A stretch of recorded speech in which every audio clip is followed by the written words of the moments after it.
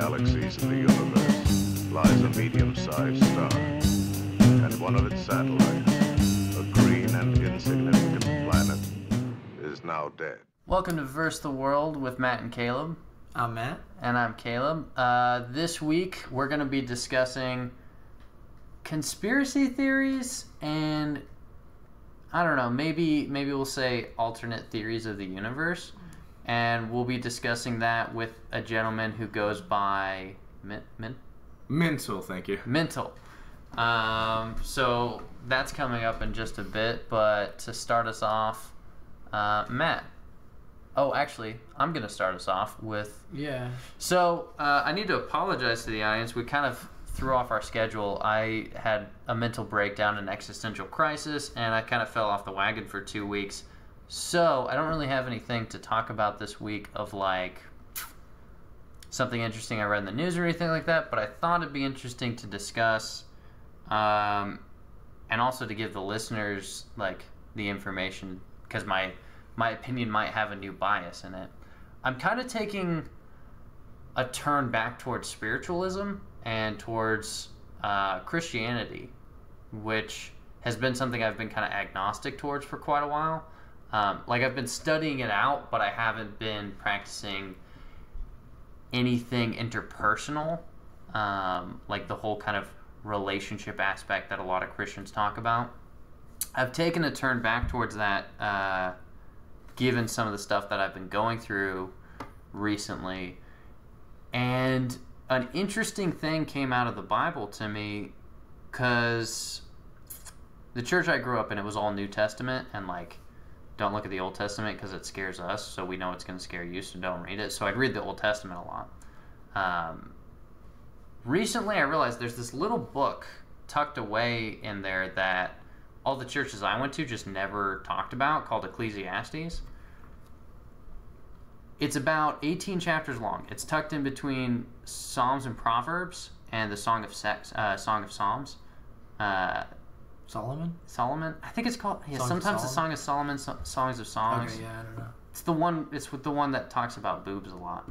As pyramids. Yeah, as towers, yeah. Yeah, anyway, go ahead. Anyways, I stumbled upon Ecclesiastes while I was having an existential crisis. It's a book about a man having an existential crisis and just kind of like addressing the futility of life and the meaninglessness of everything. And I think that probably scares a lot of like contemporary Christians, because it seems contradictory to the whole point that they're invested in the Bible for, which is solutions, answers. Jesus is the way, and once you believe in him, then all your problems are solved. You got to keep working on it, but all your problems are solved, so please relax, because we know the world is scary. Please calm down. Jesus is the answer. Just don't worry about it. That whole thing. But why do we need answers?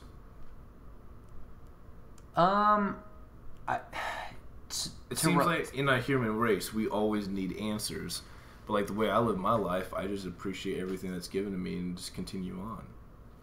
And that's probably like the lesson to be learned in a lot of this. But that being said, the book was just really interesting because it basically looks at you live a life of meaning and worth, and like you build all these things, you do everything. You don't know who's going to inherit it, so it's meaningless. You live a life of just enjoyment and fun and kind of drink your days away. It's also meaningless. Like, the whole thing is just very like pessimistic and everything is meaningless, and you read it and you kind of just go like, oh, okay, cool, like I can relax now, like that you're supposed to experience this. Yeah. Well, here's a good example. Like me and Matt, we've talked about this multiple times, but like have you ever heard of the people that are like, well, I'm not going to be remembered in 1,000 years, so why does it matter? It's meaningless. Mm-hmm. Well, we're given this moment of time now, so there is meaning within it. It's just what it means to you is what's substantial or not. Yeah, and I think that's even something that this book is addressing. But as far as me bringing it up, like, to me it was just a revelation of like a new piece of information that has just been completely left out to me.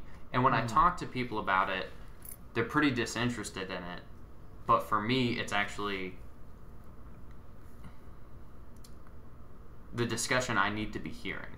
Like, I need to be hearing someone else wrestle with the same ideas that I'm wrestling with.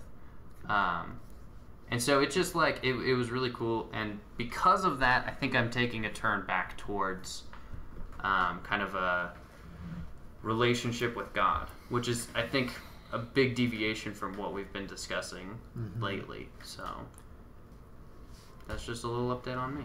Well, I think it's interesting. Sorry, I almost had to sneeze and then it didn't come.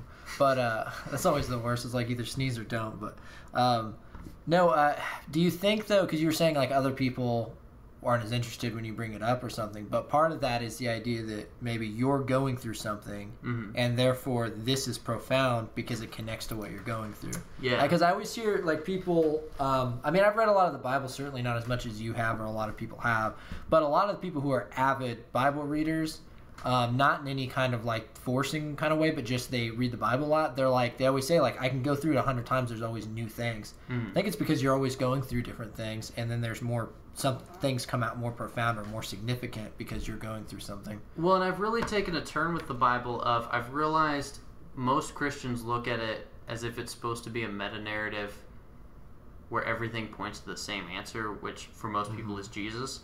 So they go to the Old Testament and take passages and make it about Jesus. But then when you really read it in the context of like, who wrote this? What was the world at the time? What were they dealing with? Did they even have a savior in mind when they were discussing this? And when you really break it down that way, they were talking about something completely different.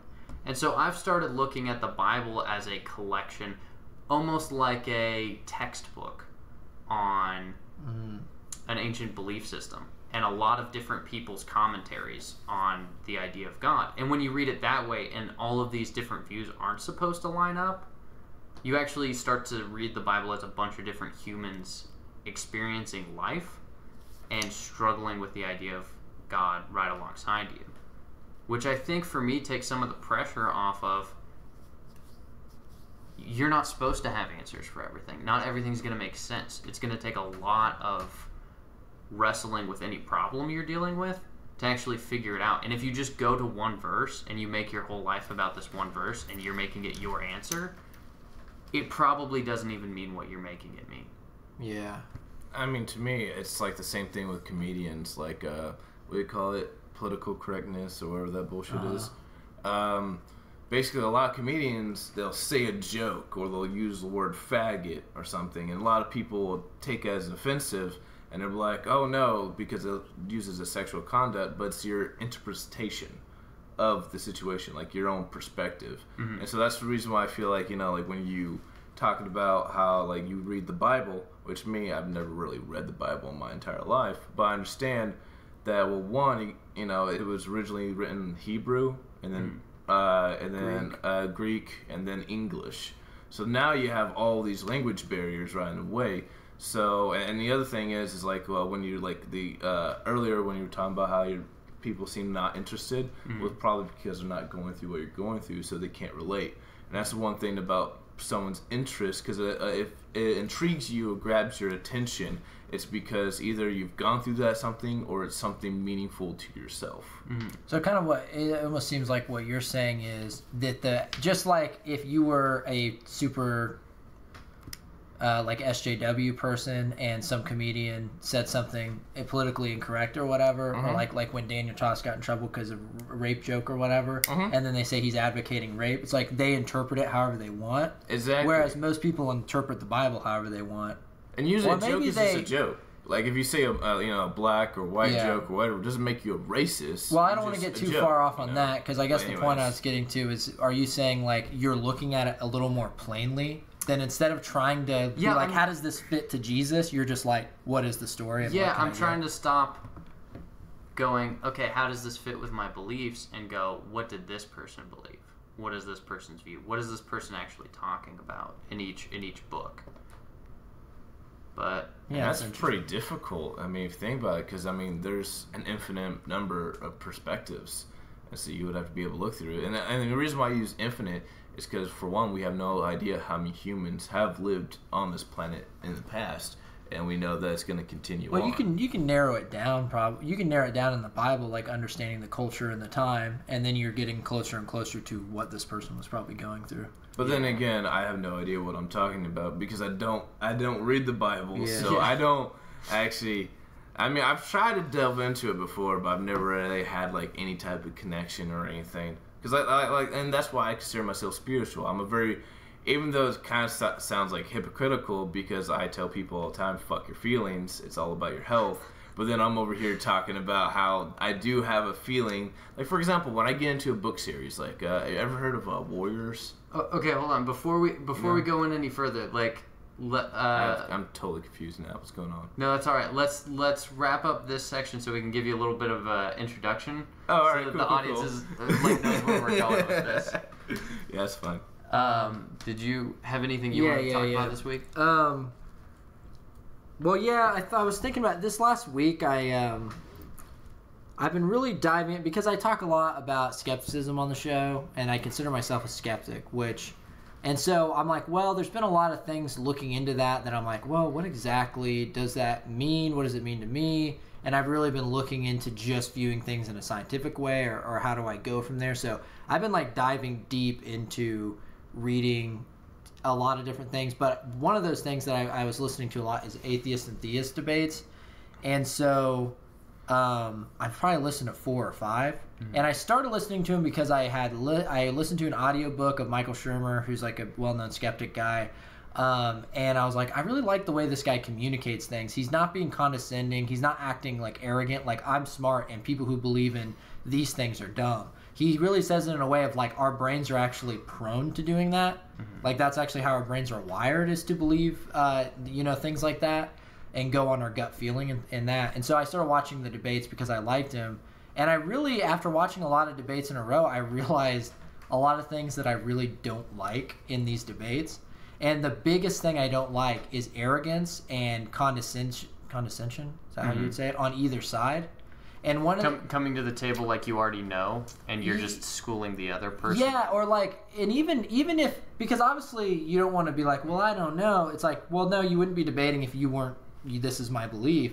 But the thing is, like, I used to always think, especially like watching debates as a Christian, part of it is just bias because you like your guy. But it's like, I always see some of these guys like Richard Dawkins and be like, and even to this day, I believe like Richard Dawkins is not a good communicator for science and skepticism stuff because he comes off like an asshole, to be honest. And even guys like Christopher Hitchens, who's a big debater, like atheist debater, he's really witty and fun to listen to and stuff. But I one of the debates I listened to, he was on one side and he was just being so hostile and like not a great communicator. And so it makes me really like people on either side of the aisle that can communicate well, because for someone like me, I really want to hear the ideas. I'm not there because I want to see my team win. I actually really, these are issues I'm actually tackling in my head, and I really want to hear the good arguments on either side. And so when people aren't good at communicating, or they do that arrogant approach, it's a huge turnoff if I'm trying to learn from you and you're calling me dumb because I believe the other thing. And so one thing that I thought was interesting was in the debates I watched, like I said, Michael Shermer I think is a great communicator, because he really looks into like, why do people believe in God, or why do he doesn't believe in God, and he does think like, there's a lot, obviously he's skeptical of a lot of things, but he understands like, well, you're not dumb if you believe in God. Even though he doesn't believe in God, he's like, you're not dumb because you believe in God. You're not dumb because you believe in it. Like, it doesn't mean you're and I guess what I'm saying is like guys like Richard Dawkins and Christopher Hitchens will play it off like, all you non-evolutionist creation people are so dense and stupid. We're never going to be able to reach you because you're just that. Yeah, and it's like, we're all right. And it's like, well, there's a reason why like skepticism and like atheism, for instance, is growing a little bit, but so small. And it's because pastors are way better communicators than science people ever have been in any way, for instance.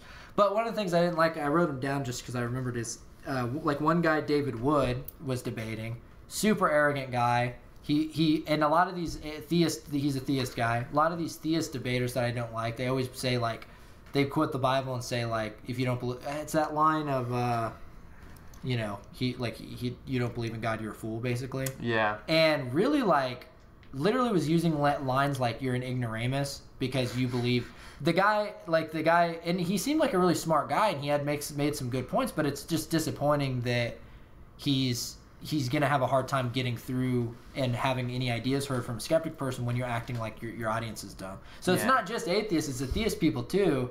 And then another guy, Kent Hovind, who this guy, I mean, he had his own museum, not like the Ken Ham thing, but like his own museum of like dinosaurs and humans walk together and that sort of thing. And he's like older, young Earth creationist or whatever, and just really just acted like I can't believe it's so obvious. You're so dumb if you don't get that God doesn't, you know, that God exists.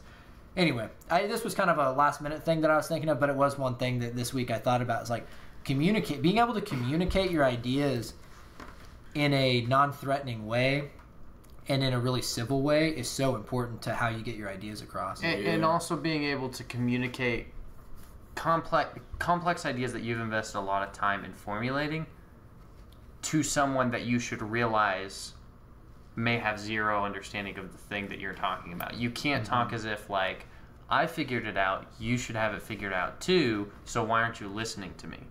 You've really, it's almost a parenting tactic of, if you talk to your kid and just tell them, what are you, an idiot? Just spilling milk on the floor like that? Don't do that. You just hold it this way. Yeah. That's not going to communicate very well, where if you go like, oh, so you got to be careful because, you know, it's heavy at this area, you really want to hold it with both hands next time. Like, you've got to explain it, not tell it. Yeah, it's made me think like why these debates sometimes can end up being so useless. And I've heard people talk like Neil deGrasse Tyson doesn't really do debates very often. One of the reasons he says is that the person who wins the debate is just the more charismatic, the best speaker, not who's actually making the best arguments. But I think, like, for instance, like Sterling, our friend, like, I like talking to him a lot because we disagree severely about politics. But he's my friend, and I know we're coming from a place of it's civil, and I have understood more liberal ideas and Democrat type political ideas from talking to him than I have listening to like hundreds of videos or watching hundreds of things online or seeing what people say on Facebook, because of the fact that because we're able to communicate, and that I'm actually looking at his ideas and he's not looking at me like, oh, you're a dumb like libertarian person, and I'm not looking at him like, oh God, you're one of these dumb Democrat people. It's like,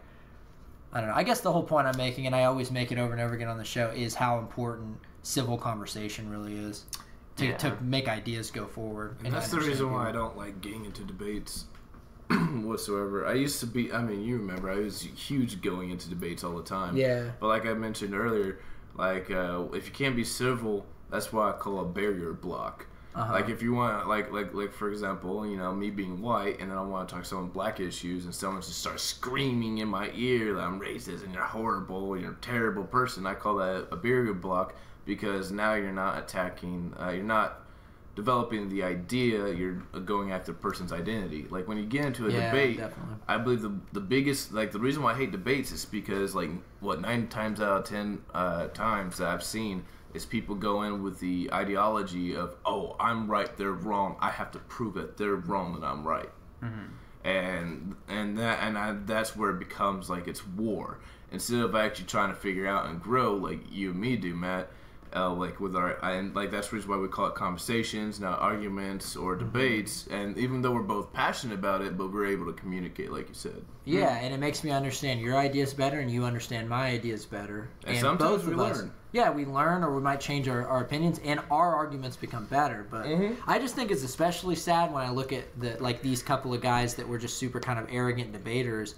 And it's like one of the guys was kind of in a joking kind of way was talking about like his very last thing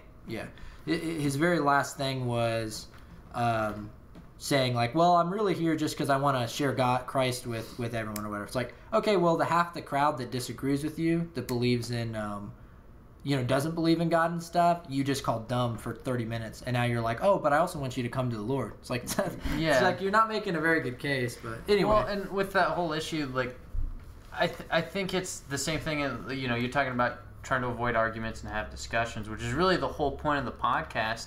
I think another thing to that is especially like when you guys talk, the point isn't I'm going to convince the other person so they believe the same thing I do.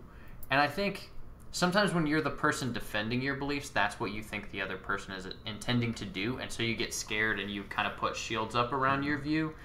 And really, if you're having that kind of discussion, both parties are just trying to articulate so that their view is understood.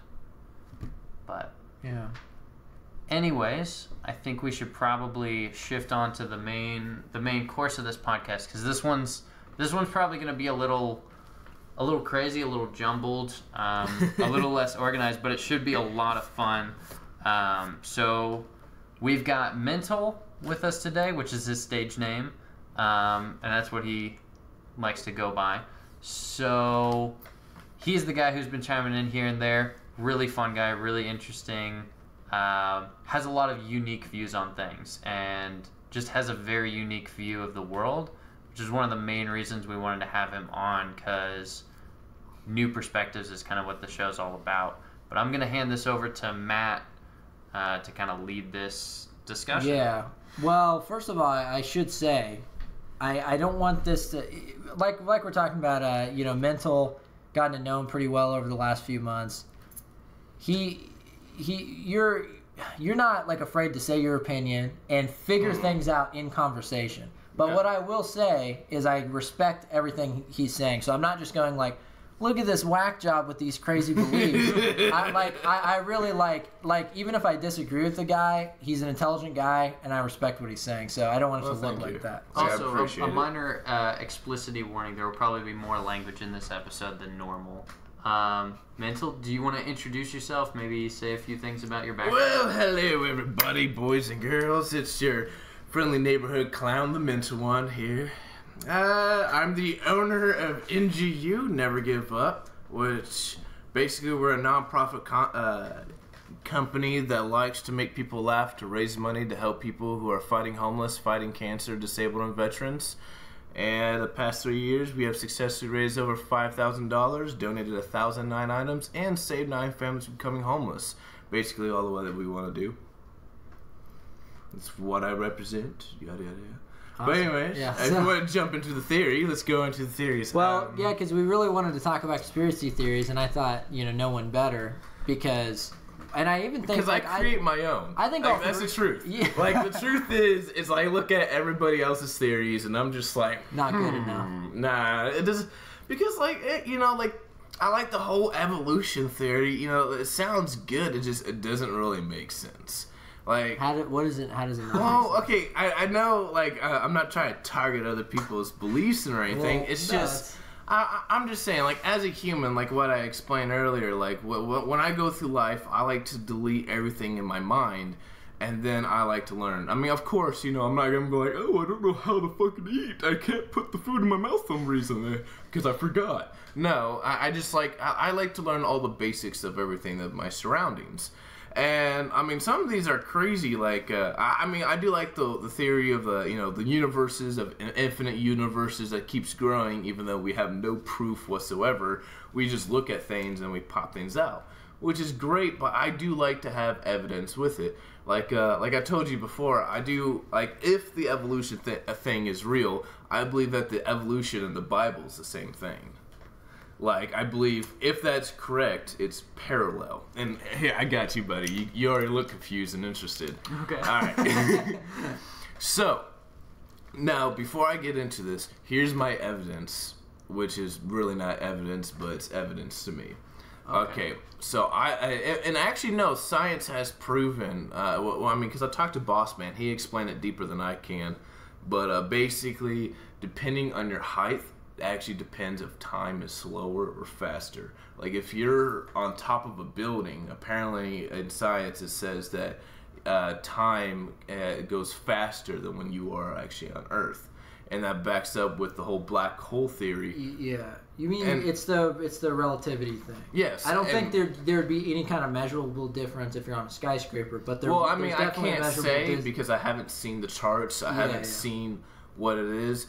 But apparently, with the whole Einstein and black hole theory, is that if you go to a black hole, the time is warped. It's supposed to be slower. And like something that Einstein said is if you were on a train and if you were able to figure a way to survive on a train that goes light speed of time, and you lived around a year, by the time you got off, everybody else would either be old or dead compared to you.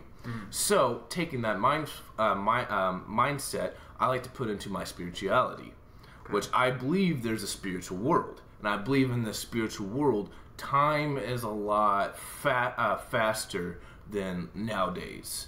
Like, for example, and how I back this up is if you ever seen anyone that's died, like in the hospital, and they're dead for 5 minutes or 20 minutes or even an hour or so, they come out and they're like, holy crap, I'm back. You know, it's been hours or days or months.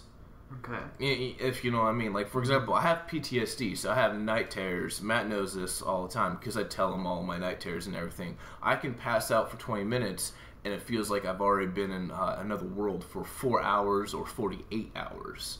So, like, with this aspect, well, with the time, that means, like, with the spiritual world, now let's say God, because I'm comparing with the Bible. So, in God's time, it's different. It's a lot faster than what we would call humans. Now, the other thing to back this up and what I'm trying to prove is spiritual world is a different time than our world. The other thing is if you compare the Bible's like what? It's supposed to be thousands of years old, right? All right, well, back in the day, they had a different calendar.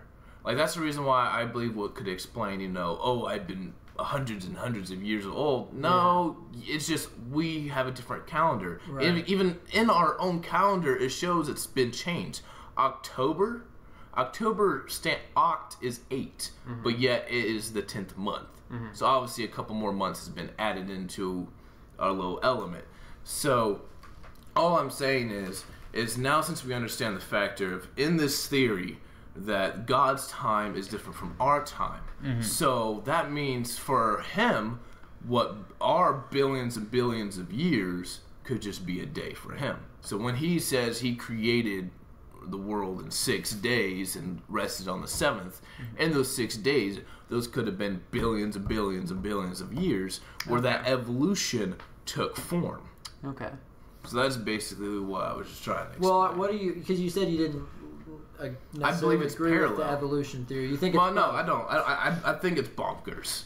Like, honestly, Just evolution of species, like I just don't believe it. I have looked into it. I mean, when I used to go to school in Newton, Kansas, I had a science teacher that was a Catholic and super big with the evolution theory, which I found very fascinating, just for that to be parallel as well. But like when he got into it, and they showed you.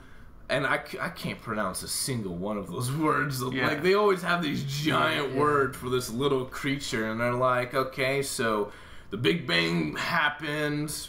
And then darkness becomes light. Which is weird because it sounds like the Bible just right there. Yeah. And then they talked about how, the chemicals come together. The earth forms. And then the water. And then the little chemicals and atoms come together. And now you got little plants that comes into creatures. That doesn't make sense to me.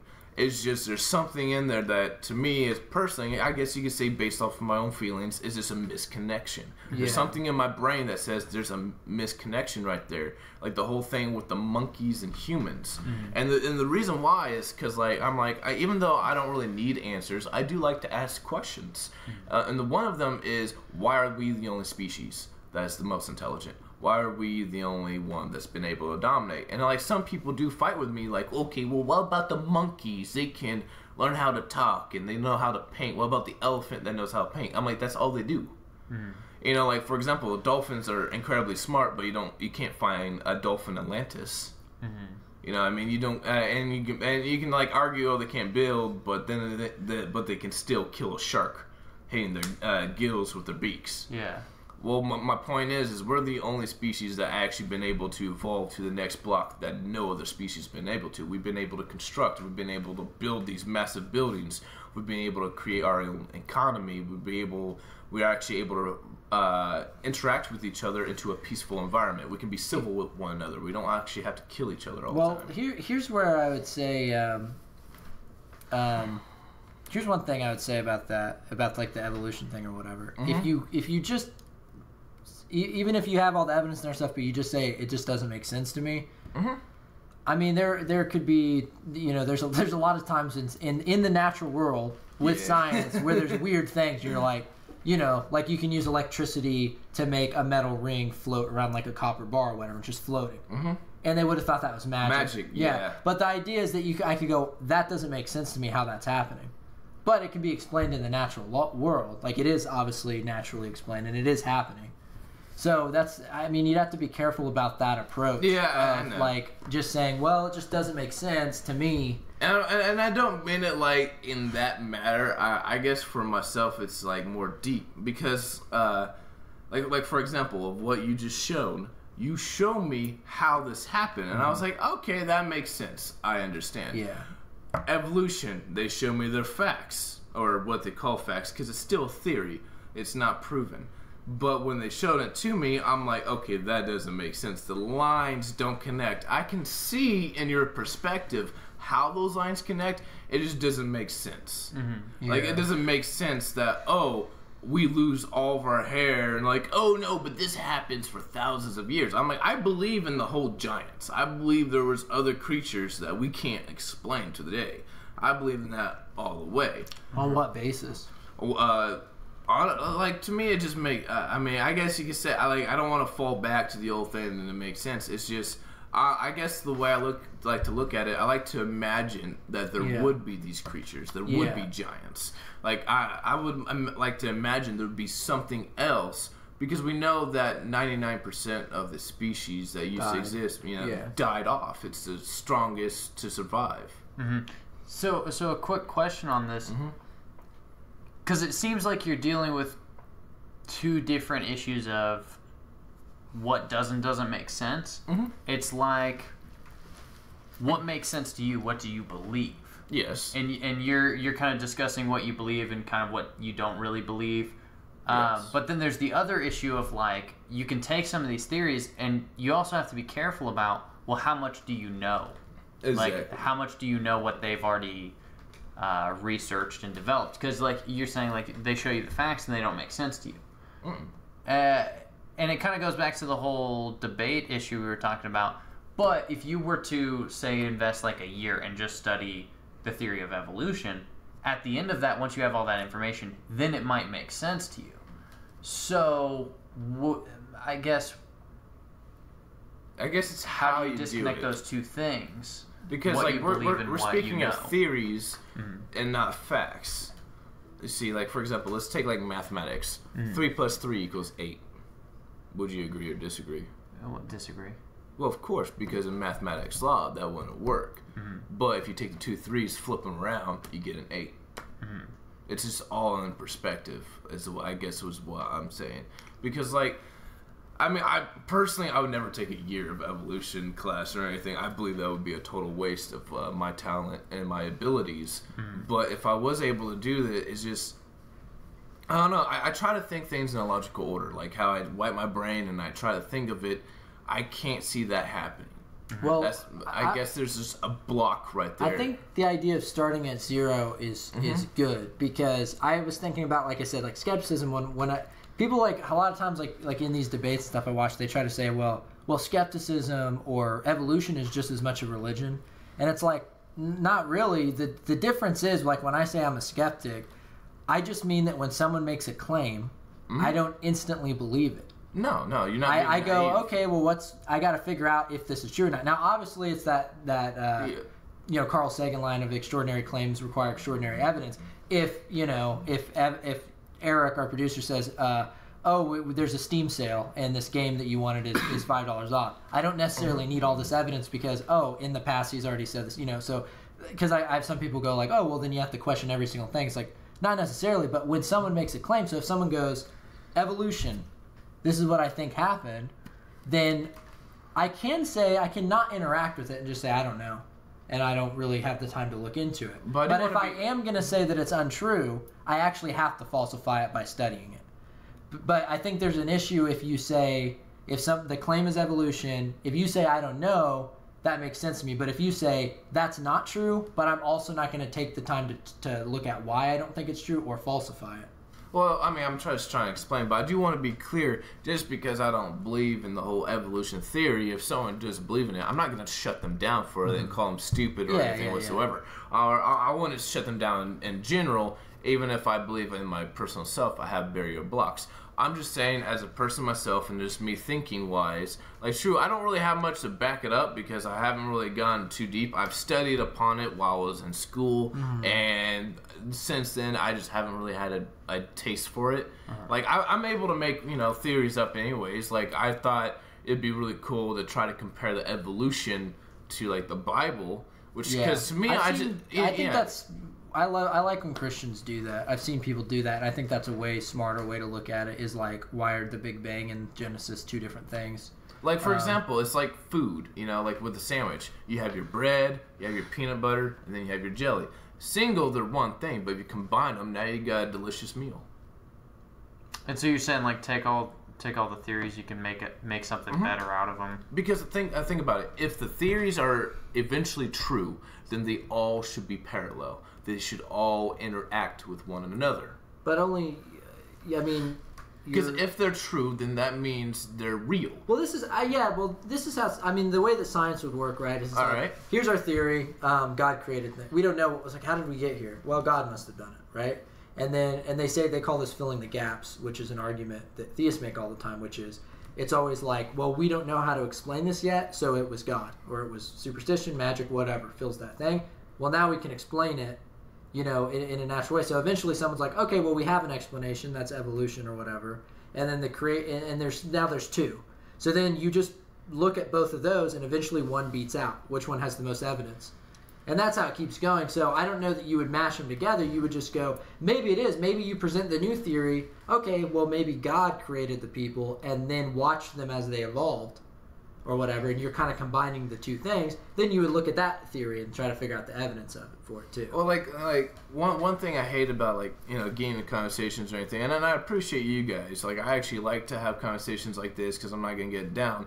But, like, for example, I tried to talk to my boss the other day about, the flat earth theory. And, the moment I even said flat, he just shuts me down right off the bat. And I'm just like, bro. And he's like, no, you're just fucking stupid if you believe in this. Why? It's a belief. Well, see, I'm glad you brought that up because we wanted to talk about that. And we wouldn't shut you down. But I don't want to put any words in your mouth. Are you an advocate of flat earth theory? It's the same thing with God. I believe, but I don't believe. And the only reason why is because I haven't seen. I'm not an astronaut. I haven't been out, so I can't clearly say. And yeah, I'm one of those deep believers of permanent belief. I believe with what I see, or hear, or taste. If I eat a strawberry, it tastes like a strawberry. I eat a cherry, it tastes like a cherry. If I hear an explosion, I hear an explosion. That's the type of individual now, I am. I've wondered about this though with you because the problem I think with that is it becomes very subjective. Because if you just go, the only thing you can trust is what you see and hear and stuff. Well, then you can see something out of the corner of your eye and go, okay, well, ghosts exist now because I saw something out of the corner of my eye. You can have a half awake, half dream, and be like, whoa, I think I just teleported to another dimension exists. Objective reality is where you can really figure out, and this is where I base things off of, is how real the world is when you say that there's a book in front of me, and Caleb says there's a book in front of me, and I say there's a book in front of me, and we verify that and test it and figure out, okay, and multiple people test it, and there's all these tests, and now we know there definitely in the real world is a book in front of me. But if you just go off that idea of the subjective thing, only what you can see is true. You have to be careful because the human mind can lie. Yeah, I get what you're saying, but just because I see something out of the glimpse of my eye doesn't mean I'm going to believe in ghosts. That's true. I want to throw that out there. But no, I understand what you're saying because that's fucked with me multiple times. I'm not gonna lie. Me too. That's why I brought it up because I've seen shit out of the corner of my eye. Or I'm nearsighted. So, in a distance, one thing can look like something and another. I'm not going to lie, I thought I found the evidence of centaurs at one point. Why, you saw I just saw a person that was just Next to a riding. horse? No, What? she was on top of a horse riding, and she went over this hill. And I looked up, and like the angle it was at just looks like a human body. Yeah. With a horse. Well, that's sort of the point. I anytime I see a piece of cardboard in the road, I always think it's a squirrel. Well, before I got my glasses, I didn't have glasses for a while, and I used to always be like riding my bike and be like, oh shit, there's a dead squirrel. No, it's a piece of cardboard. But the point is that obviously our brains play tricks on us. We're made to recognize patterns. So we relate things to what we know all the time.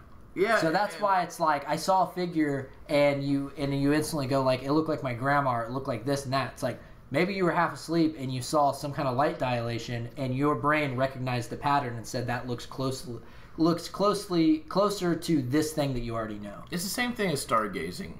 Like with stargazing, you look up at the stars and you try to make something, but you can only make something that you can see yourself. Like for example, if you look at the stars and you connect the dots, that's all you're doing is connecting the dots. So like if you know what a rabbit is or a minotaur, that's what our brains do. That's why you see image. stuff in clouds. Yeah, but okay. So on the flat Earth thing, I mean, what is it that makes that convincing to you or compelling? Okay, actually, I don't really believe I don't really believe in the whole flat Earth thing. And to me, that doesn't really... It's sort of it doesn't make sense. Theory, right? I have my own theory. I call it the dome Earth theory, which I think is more fascinating, for one. And two, it makes more sense to me. And the reason why is because the way I look at it is back in the day with like the whole pirates and wooden ships and everything, like I believe in sea monsters and they are real. Because, I guess I'm throwing this really too far. Let me try to get it more simple. Thousands of people say something. I believe this should be true in this sense. Okay. Like thousands of people in this time frame said sea monsters are real. Mm-hmm. Yeah. Obviously, you're gonna have jackasses like myself go, I call shenanigans. All right, man, let's grab this ship. Let's go out, find this sea monster they're talking about, and then we meet it.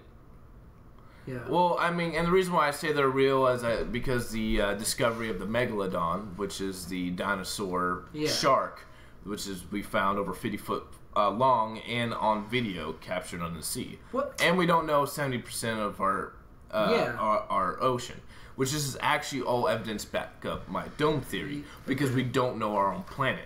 Like we're over here still shooting for the moon and trying to explore the universe. We still don't understand our own Earth. Land, I'll give it and take. Well, even in the Amazon forest, we found over 200 different species in general. But going back to the whole pirates thing, so how this all adds up is, since we don't know our Earth, we don't know a lot of things, and people are challenged. I believe, like in Antarctica or the North Pole, either the North Pole or South Pole, it's not connected.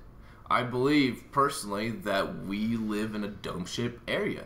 Because legally, you can't go to Antarctica. You say that. Yeah, like there are people who go though. And I've looked up, like scientists, all this, and this is where it gets into the conspiracy, because they're shills or something. Huh? Like they're round Earth shills. No, I'm saying I believe that we're being hidden from the truth. I believe that it's a big cover up that. Because, like, back in the day, everyone talked about how if you go this one certain route, you will fall off the end of the earth. Okay. Everyone knew it. It was a fact. Caleb, what do you think about this? I've got a couple questions. All right, let's go with this. Okay. Let's go. So I think my first question is, you said that you think the North and the South Pole are not connected. One of the two. One of the two. So you think one of the two isn't there? Not what we've seen. I believe, because I don't believe Earth is a sphere. I believe it's a dome. Okay, and when you're saying it's a dome, so it's a hemi. It still has that curve, but everything else is just all domed out. Okay. If that makes sense. Like, it's like an ice cream cone. It's like the way that I envision it. Because if it's a hemisphere, then it would still make sense why everything can still have some type of a circle. How it can still circulate, how it can still move. Okay. Like, for example, if you get on a plane and you go, that would make sense why there's a curve right there. Mm-hmm. But you're like, okay, clearly there's a curve, but we don't know that it goes all the way around. Because, I mean, think about it. If you can use simple math to take something like as a dome and then manipulate it to make it look like a sphere. You're saying you can mathematically, like... Mm-hmm. Then that's how we got our little globes that you see in every single classroom. Okay. And the reason why, like, people will laugh or shoot me down for these type of theories is because it's supposed to be basic knowledge. It's supposed to be a basic, simple fact that we've all grown up. Like, pink is pink, red is red. Mm-hmm. But the way I am at it is I like to challenge what we basically know. Because a lot of times we grow up and we learned, oh wait, we were wrong this entire time. Like back in the day, it was very quite frequently known that to I forgot what it's called, but it's basically you torture the mental ill with electricity, and that was deemed okay. Therapy, but biologically it was illegal. Okay. Oh, I can't say illegal, but biologically incorrect. But it was legal at that time. Yeah. Because it was damaging and it wasn't actually preventing anything. That's why it never worked. So then if you think, sometimes we think one thing is right, and then we learn that it's not. Yes. I guess what it seems like to me is you're saying that means what we think is right now could be wrong. Yes. But the way I would take it, and so what do you think about this, is it's actually the opposite. You know, it's more in line with the electroshock therapy thing. If we go back to what we thought, like people fall off the edge of the earth and that kind of thing, that's like us using electroshock therapy, but then we learned that the earth is round. So, I guess, does that make sense to you, or is that not what you're saying? That's not what I'm saying. What I'm saying is I like to understand why in the world all these people believe that. Mm-hmm. Because you know for a fact there's going to be jackasses like myself that test this theory. Uh-huh. And then, I personally, I haven't found anything that's been able to prove or disprove of it. Uh-huh. But what I've been able to find is that for some reason, millions of people in that time frame believe that you could fall off the earth. Mm-hmm. And so I like to take that as an aspect, because basically all I'm doing is I'm like, okay, well, all these people can make their theories. I want to make my own. Mm-hmm. All right, because I want to make one that I could actually relate to and deeply get involved in and dive into it and believe all at the same time. Mm-hmm. Which to me, it just makes sense. It makes sense that if the governments truly have their own like Illuminati or whatever you want to call it, mm-hmm. their own little organization, they can cut off the entire world. And I'm not saying like physically. I'm just saying that keep them from communicating and keeping us like rats in a cage, and we're going through a maze and we never get out. Yeah, that's how I feel like it, because a lot of people don't really go from country to country. Mm-hmm. I mean, I think like for example, like for all of us, have you guys ever been to another country? Yes. Oh, okay, so I'm the only one. All right. I was trying to use my point, but you totally destroyed that. But you get what I'm trying to say, at least. One thing I would say about the idea of, like, a lot of people talking about the edge of the earth, falling off the edge of the earth, mm-hmm. or any of these things, it's like I was talking about earlier, though, is they hadn't explored the whole earth, or they hadn't gone all the way around, so you start having to fill that we don't know with something. Humans always want to be certain. Like, we don't like the idea of unknown things. So it's always like, that's why it's easier to always just say we have the answer to everything. But to this day, we still don't know. Yeah, but with what I would say there, because you were saying using that like as if it was evidence that thousands of people talk about the edge of the earth or whatever, falling off the edge of the earth. In a matter of sense, thousands of people burned witches. Mm-hmm. And then we got to the point where we were like, oh, these aren't witches. Witchcraft isn't really a thing. And, because they didn't know how to explain certain things at the time, like illness and things like that. Yeah. Well, I mean, Wiccans would disagree with you on that part. Yeah. Well, so how invested are you in the theory of the dome Earth? Is it something? Oh no, like I'm actually pretty serious. Like it's funny because when I try to tell people about this, yeah, I do get shot down a lot of times. It's crazy. But to me it makes sense. To me, I see logic, because then it could actually hold the water. Then it could actually hold the air. If it's like because think of it like hold it using what? Minecraft. What do you mean hold the water? Like gravity? I don't believe in gravity. Yeah, I don't. That's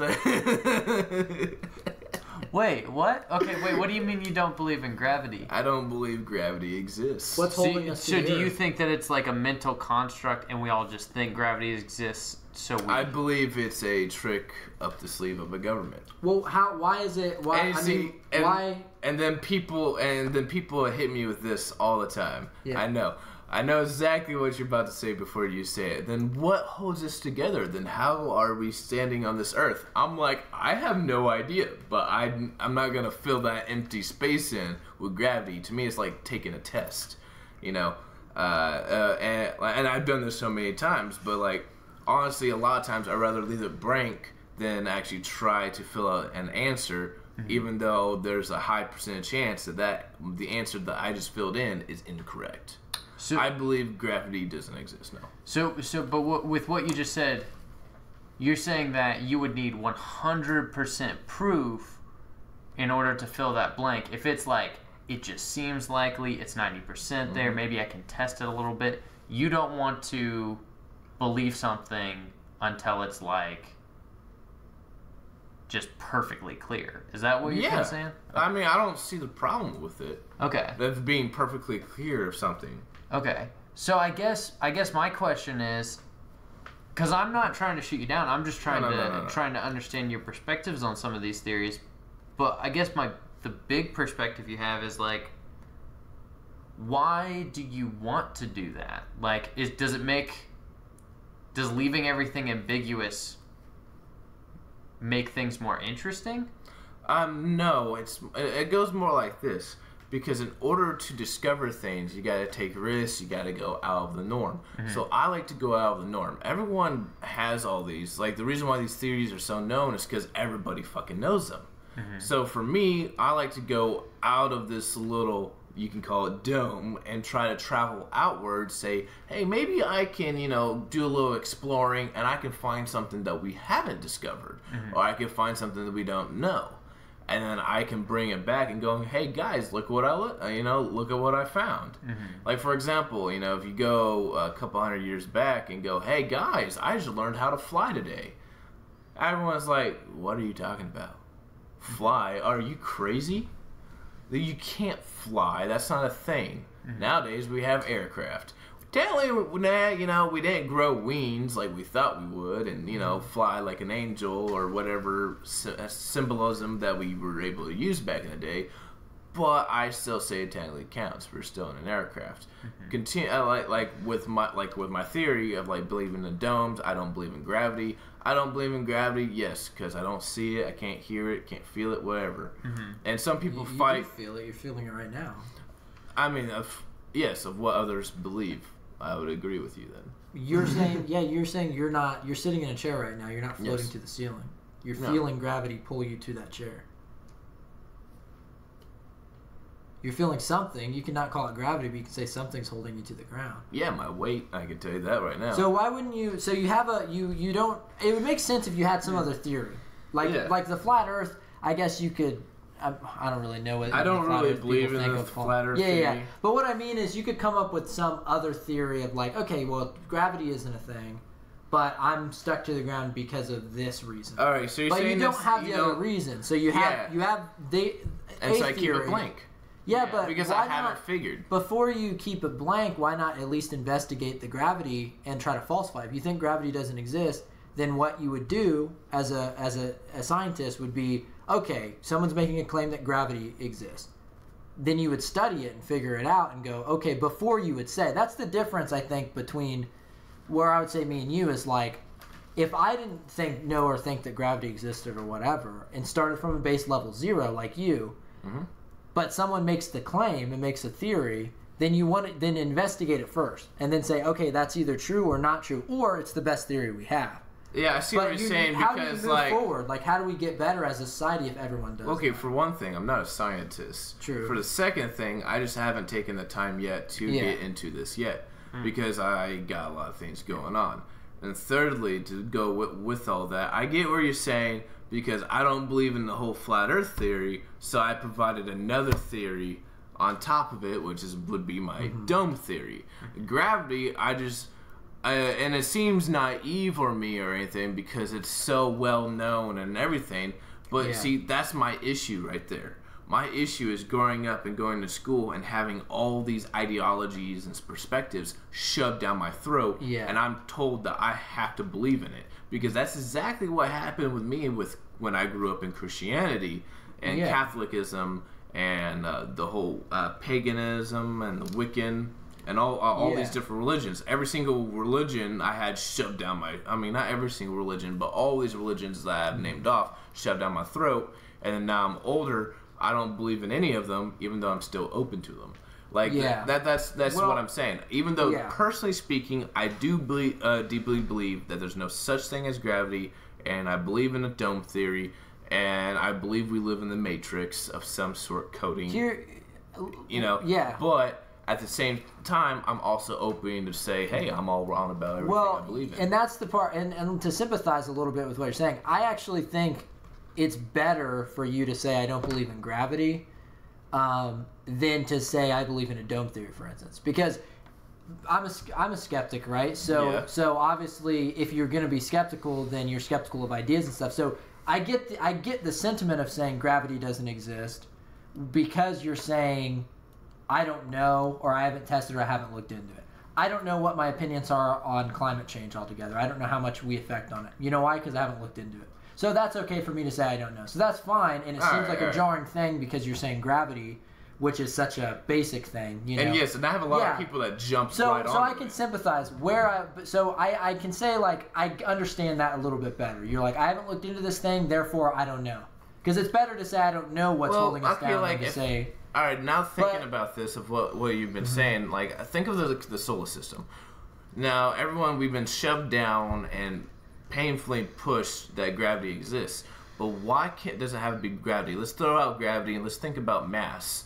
You know, if you think about it, like, if you take gravity out of the picture, why can't mass just naturally orbit things? I see, that's the thing I don't understand. We're told that everything's sphere, every single planet that we have is this big ball. Mm-hmm. Why can't we have funny looking planets? Why does it have to be a big ball? Why can't it have curves? Why can't it have more than what it is and that we're given? You know what I mean? Like think about it. Like, when you think of an asteroid, you don't think of a ball. You just think of something that's destroyed.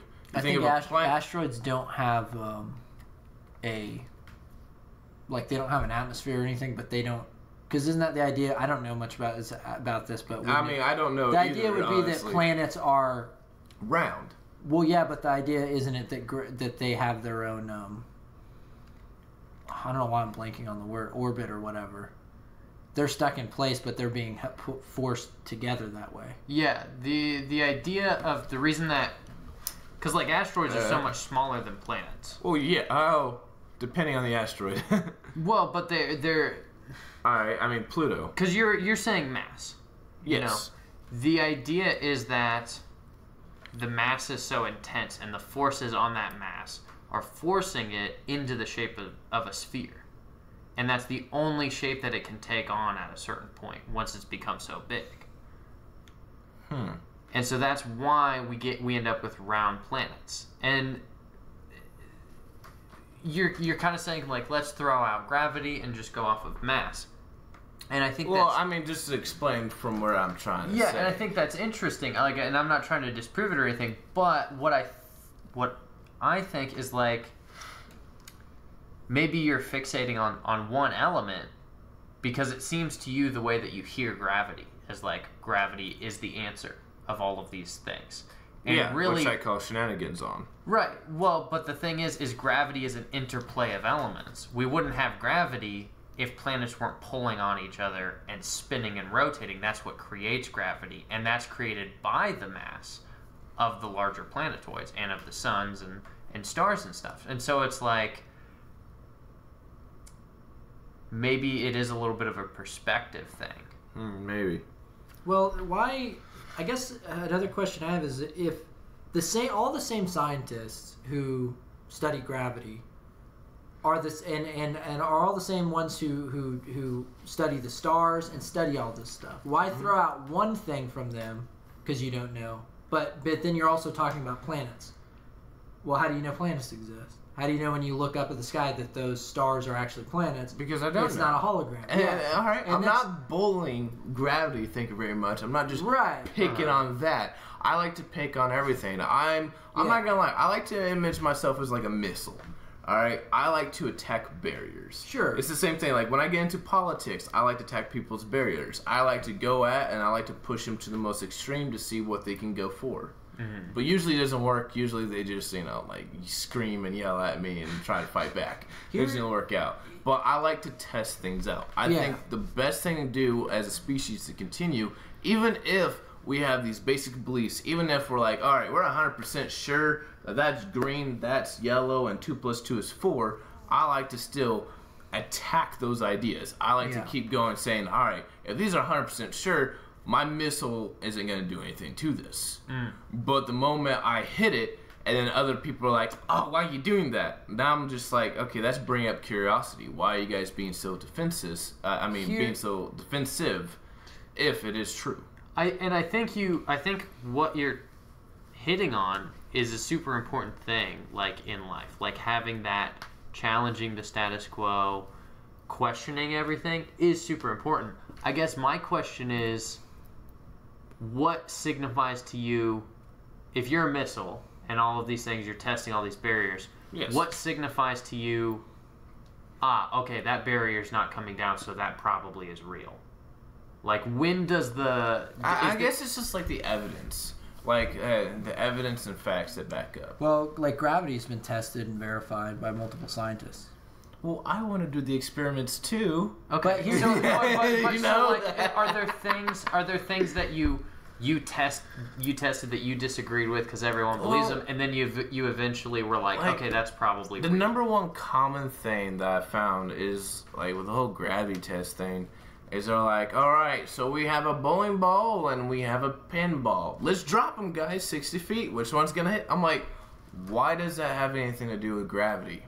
And maybe because, personally speaking, I'm uneducated. I'll throw that into maybe the environment as well. I understand. I still haven't finished high school. I'm working on it and everything. But I guess I haven't taken the route like a lot of other people have. But from other people, they, in a science class, they're like, oh, wow, all right. And then something just like a microwave noise, ding, it just clicked in their head. For me, I'm like, why does that matter? Why would an object falling have anything to do with gravity? And I guess I'm just more of the questionnaire, and then I get told by the teacher, oh, it's just because of the way it happens. This is what it's supposed to do. Write it down in a test. That's where I become an issue. And it could be just because of my experience and the lack of education right there, and the lack of, the teacher actually getting into me to be able to explain, like you talked earlier about the milk spilling thing. That could be it too, but in the end, the truth boils down. I don't know, but I do like evidence. So one more quick question, because I'm trying to understand not just your theories, and what I'm trying to get is like what this all means to you. So if you're kind of questioning, because like you don't want to just take something at face value, you want to understand it first. Yes. You want to get it. With all these things that you're kind of challenging, like gravity, like is the Earth round, these things, I actually think that is kind of important to challenge those. How important is it to you? Like, how much do you actually care? Because I also think there's some value to, who cares? Like, you might not need to know that. You're filling your brain up with what everybody else knows anyways. Why not focus on something else? But how important are these issues to you? All right, they mean the universe to me. Okay. All the way. The reason why I say this is because here's the thing. Something is wrong, and I know that for 100% chance. The reason why is because you're telling me that we're able to do all these great things. We're able to do this podcast, what we're doing now. We're able to make it where hundreds of other people can hear our conversation, and we can do all these things. We claim we've been to the moon. What I'm saying is, as a species, I just want us to move the fuck on. I want us to continue. I want to be able to be like, all right, bro, well, sorry, man, I gotta go. I'm gonna go hang out with Caleb on Mars. And I enter my teleportation device and I go to Mars. I want our species to go forth. I want us to do great things. In order to do that, I feel like something is stopping our species from continuing on. And that's where I draw the issue. That's where I draw the line. So then I like to go all the way back. And like, for example, like if I'm sitting there taking a test, I'm doing these equations, and then I didn't get the answer that I'm supposed to, I have to go all the way back to the beginning, to the basics, going, okay, so what did I do wrong? And I go through them. That's what I'm saying. I have a lot to say about that because, well, first of all, I do think it is your position. Like, obviously, like me coming off as a skeptic, like question everything. I think that's fine. Yeah. That does make sense. But I think here's the thing: is it sounds to me like you're not going to believe anything unless you personally experience it, Yes. or you see it. So we've already talked about how flawed humans are. So now your only perspective on things is flawed because you don't want to use the objective method. Here's where I would say it's actually a detriment. And you were saying I want to go to Mars and all this stuff. Well, the people who tested and verified gravity, they did that so that they can understand how to build a spacecraft the right way so that we could go to the moon. And so that we can go to Mars. So people using the objective scientific method, they didn't just go, okay, well, it's all verified, but I don't know for sure. And there's also, what about this?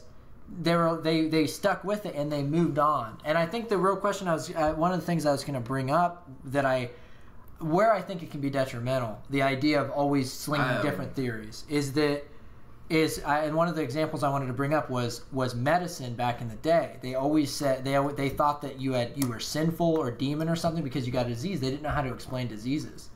Now, someone who believed in the natural universe, nothing outside of it, and wanted to figure out how it happened, figured out what germs were.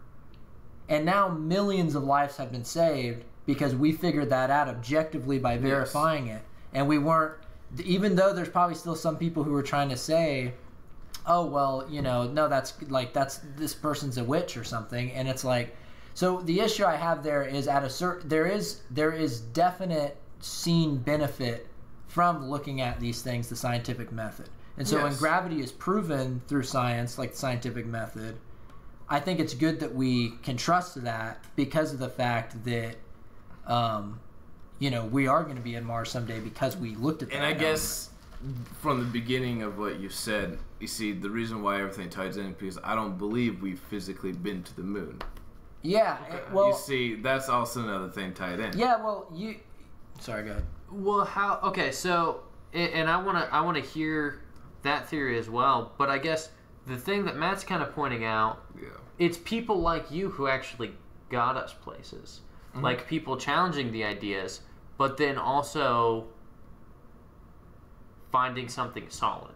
And then the next generation, instead of retesting what we figured out, use that as a building block to test the next thing. That's how we get to Mars, is we've got a lot of stuff we got to learn before we can get there. What I'm saying is like, I'm not, okay, we're talking about my personal beliefs, which that's totally okay. But what I'm saying is I feel like you're missing the other factor, that I do believe in all possibilities. I do believe, personally, I believe that gravity doesn't exist, but I believe in the possibility of it existing. Mm-hmm. What I'm saying is yes, I am attacking the basic blocks because I believe, and you talked about how build the blocks up to get to Mars. Mm-hmm. Well, obviously we can't get to Mars and we can't get to that thing. Yeah, we had robots, but I'm talking about physically. I'm talking about how we're able to create Mars into a planet where it's environmental, where we can breathe the air there, we can actually grow plants, and we can have children, yada yada yada. We can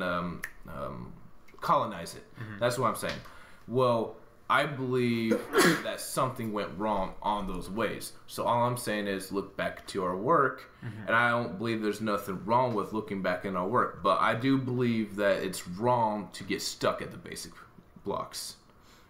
Is this really blue?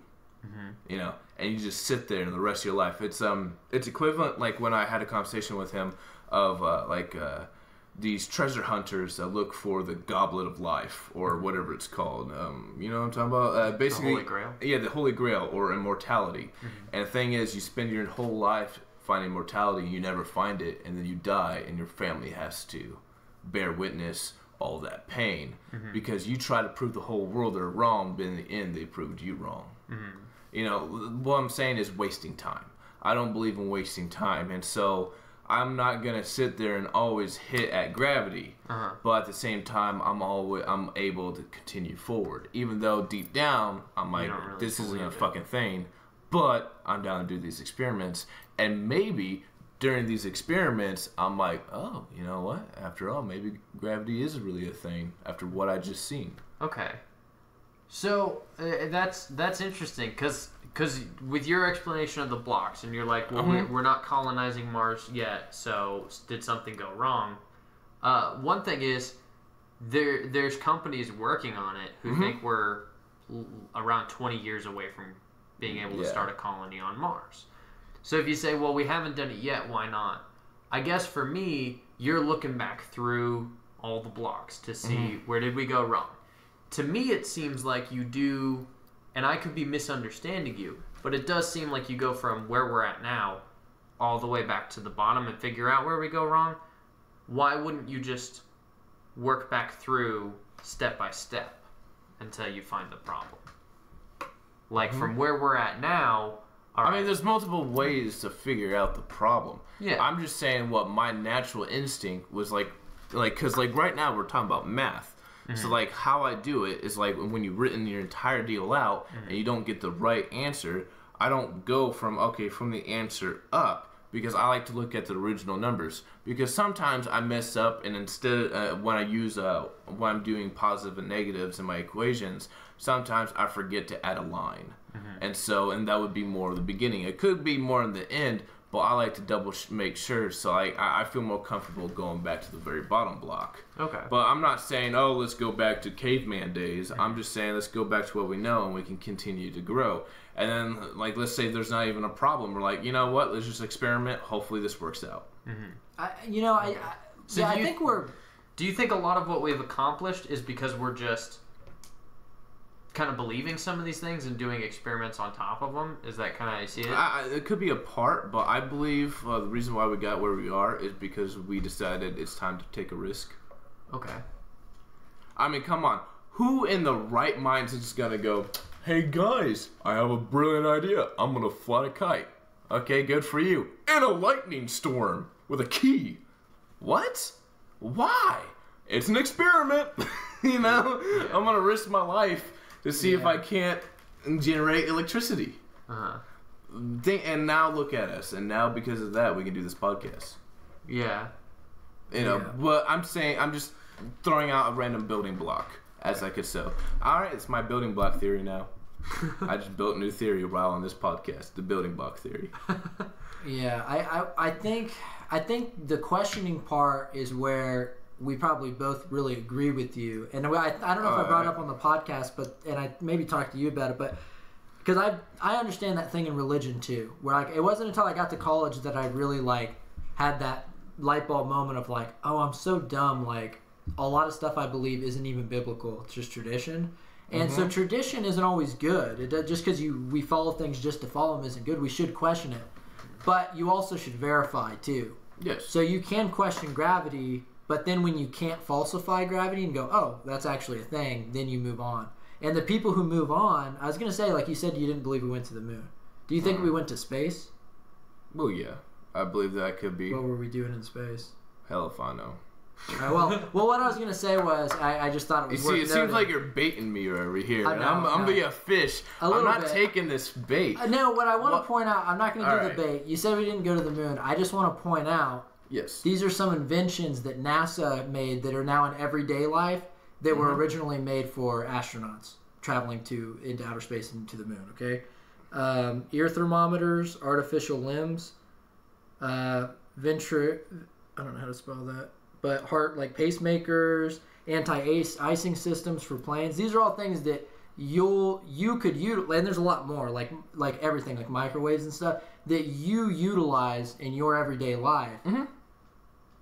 But how do they even exist? Like how are you using those things? I mean, because they were created by man, for one, and two, I understand that electricity goes through my microwave to turn it on, and then I push this button it opens the lid. I'm able to put my food in it, and I know that looking inside, oh, there's a light bulb. It's going to heat up.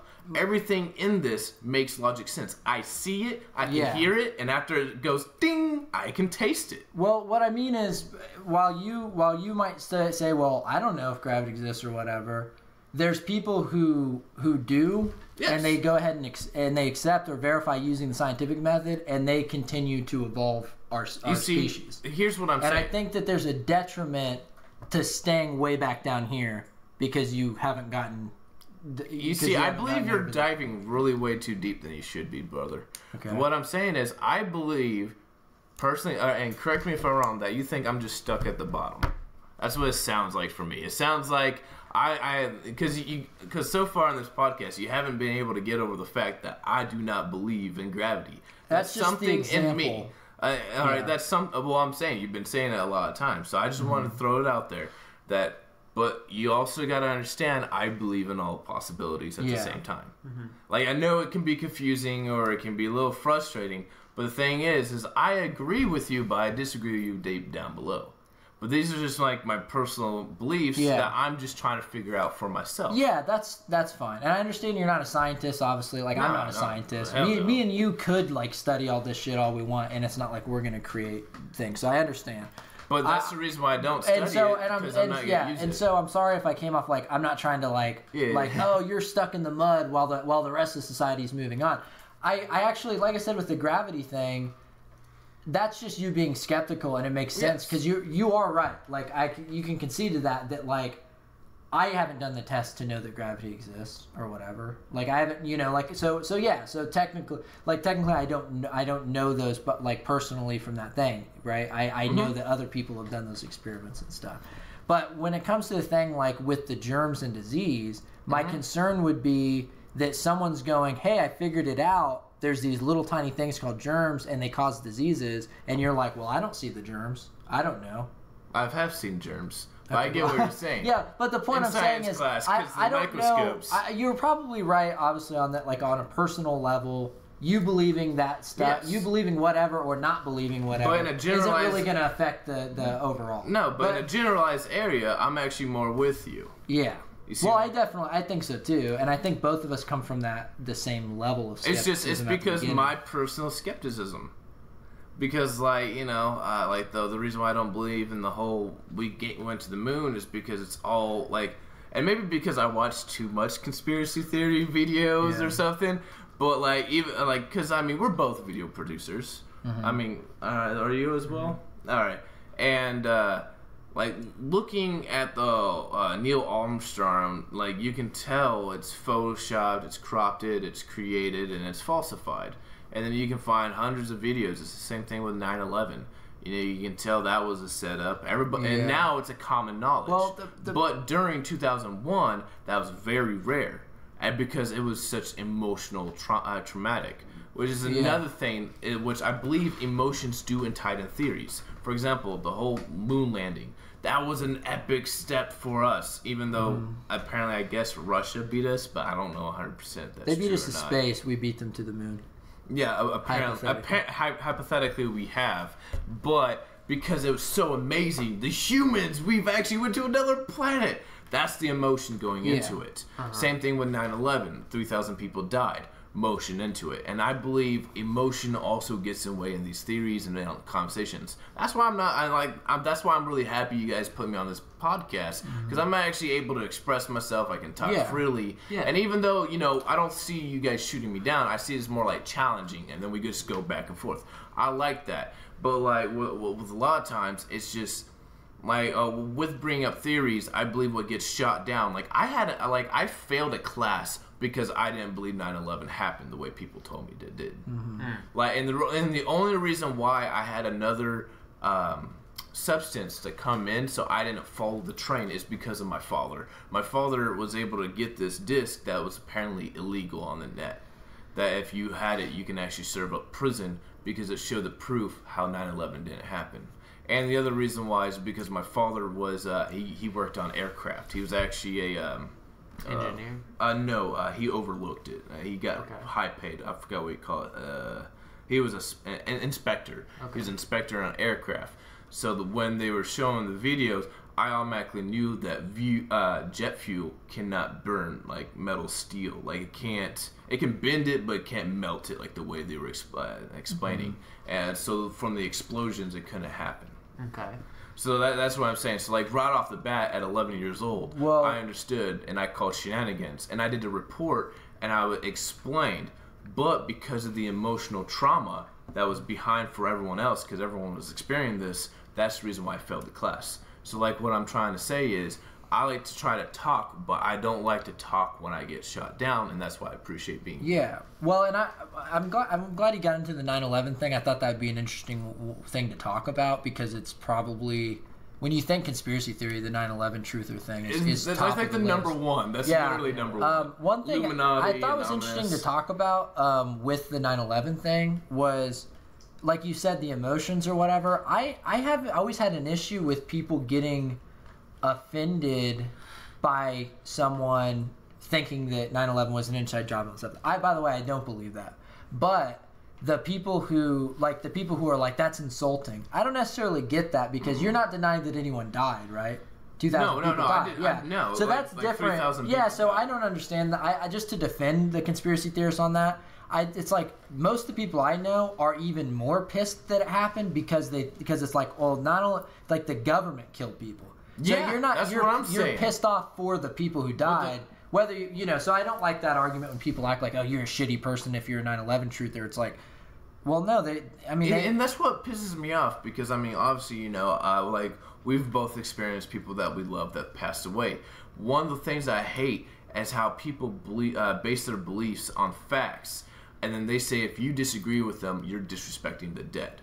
And that's something that pisses me off. Yeah, and that's what falls on with the whole 9/11 thing. Like, I couldn't even talk about it. I couldn't even do that, because I was actually risking my life, like my well-being, my health, because people were threatening to beat my ass because I'm disrespecting people who've been on there, and they were throwing all these like facts at me, questionable facts, and I'm like, do you realize there are these things called actors?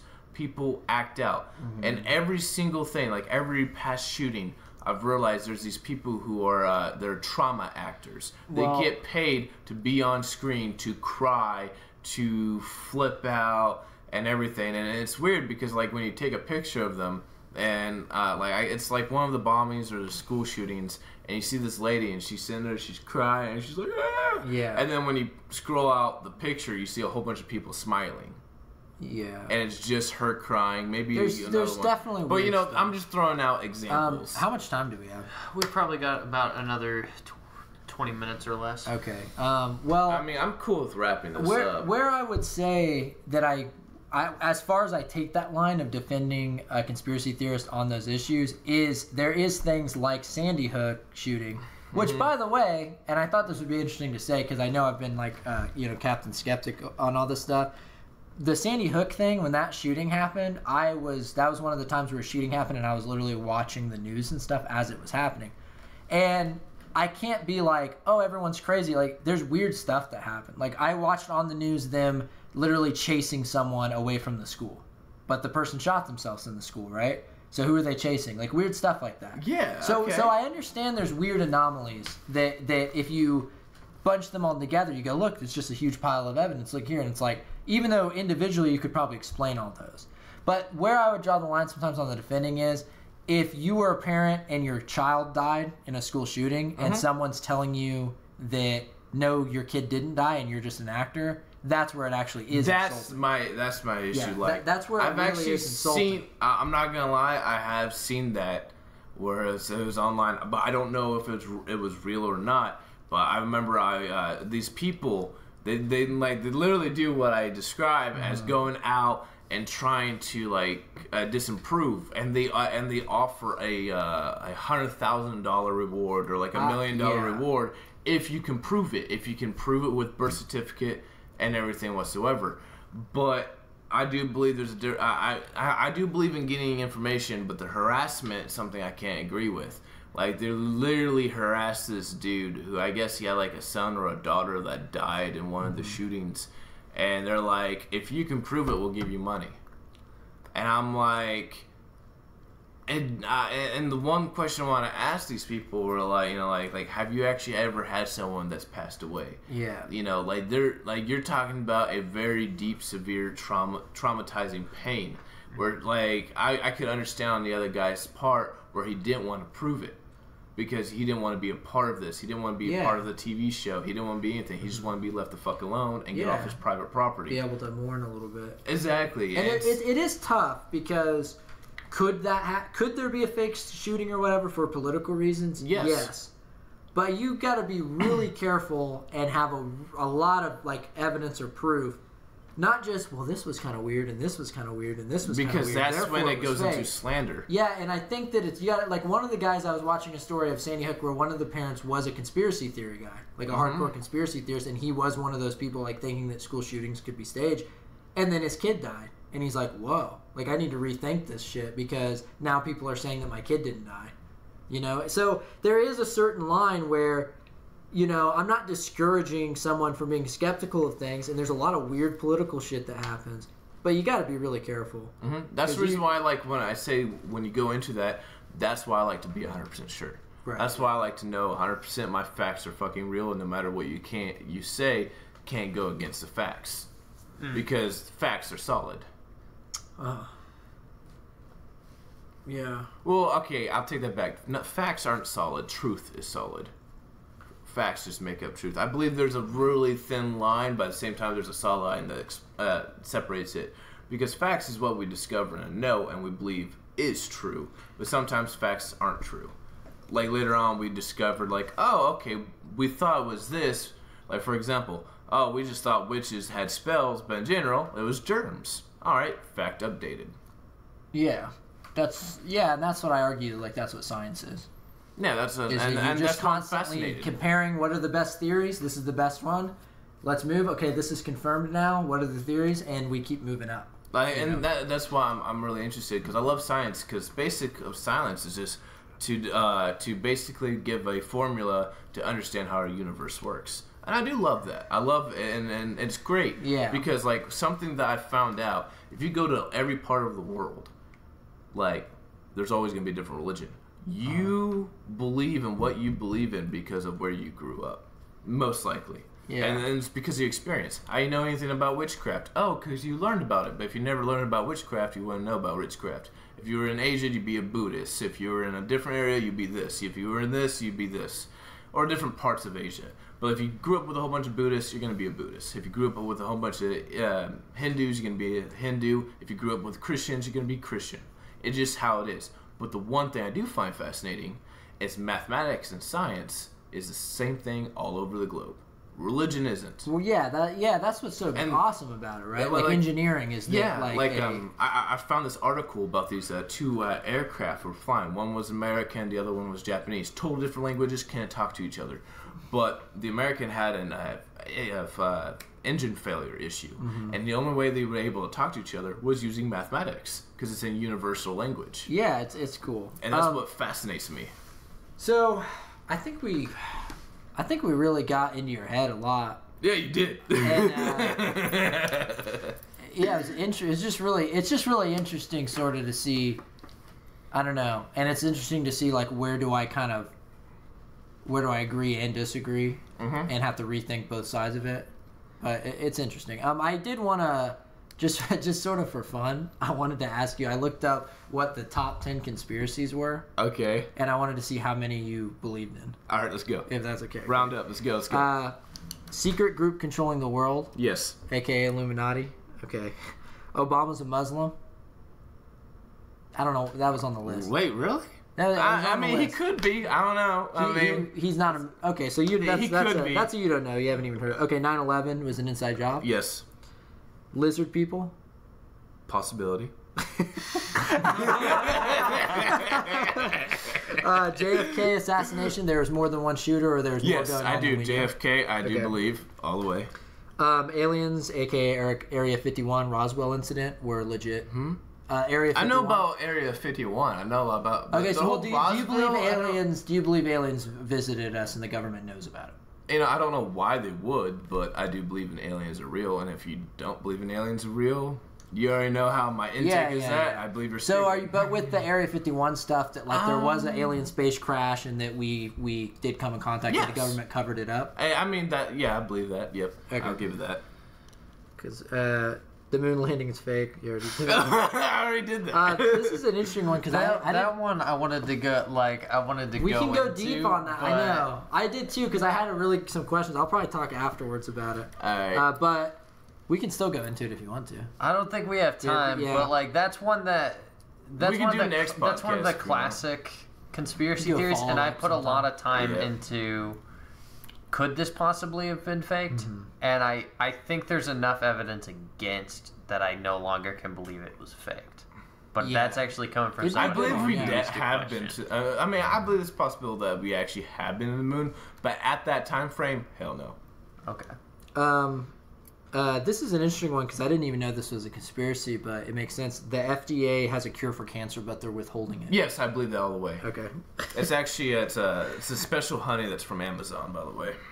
Shit. Yeah, the Amazon I didn't forest. know. It's this I thought ancient that was honey. an obscure one. There's actually multiple. There's actually another way to cure cancer, but because it's not promotingly, well, I don't know. It's because everyone else is. It goes with the abortion. There's a certain chemical within the fetus of like a child that you can actually use to cure Stem cancer. cells? Yes. Well, but that'd be a different time. Oh my god. I'm kind of shocked that you. I thought that was an obscure one. No, Oh, it's okay. because I have this guy who's a. All right, fuck you. Go. Yeah, Go. well, okay. I'll then tell you later. This I'll is the tell you last later. one. I guess I only had 9, and then the 9th one was flat Earth. So I don't believe in flat Earth. No. yeah, technically you don't believe in that one. Technically, what do you Let mean? me- I believe in dome Earth. That should be number 11. Do you believe in any of these, Caleb? I'm just curious. Go through them again. I'll do mine. Because we can just both do them. Actually, we should have just done them all at once. I guess secret group controlling the world. I think that's plausible. I'll say it. I don't think there's a secret group controlling the world. I think there's a secret group trying to. Ooh. I don't think they're on top of it yet, but they've been working hard to get there. Obama is a Muslim. He wasn't born in the U.S. and all that. Plausible. Plausible. Okay. I say no on that one. 9/11 inside job. I think 9/11 is 2 blowjobs, my friend. Okay, blowjob. No, I do. I No. I actually do think that one's an inside job. Okay. You Lizard totally people. lost me. When you said the 2 blowjobs, I totally lost it. I was like, what? Well, how else are you gonna knock over 2 erections? Okay, lizard people. No. That's okay. That's one I think we all agree. That one's like Yeah. you got to go real nanners for lizard people. JFK assassination, more than one shooter, and all that. I think that's plausible. I'd say that's. Well, yeah. I just think that one. I don't understand why. It depends, but I don't think it's ridiculous to say there's more than one shooter. If you look at all the stuff, I don't think believe it's the- weird when people go like. I think more than one shooter is a weird specific about the whole incident, because what it really boils down to is, do you believe he was the only that it was just him. yeah, right? and I don't believe it was just him. Yeah, Like, because there's a lot I of don't weird believe shit. he did it. Well, the big thing was what I always hear people say is that he was against the Federal Reserve. That's what Evan always says, and I'm like, that is weird. He's one of the few presidents that was outspoken against the Federal Reserve. Kennedy was actually against a lot of things that Yeah. were the status quo at the time. He even addressed them in a lot of his famous speeches. So it's not even like, oh well, there's secret documents, and if you look behind the scenes, he was actually against a lot of stuff. Yes. He openly antagonized a lot of common practices.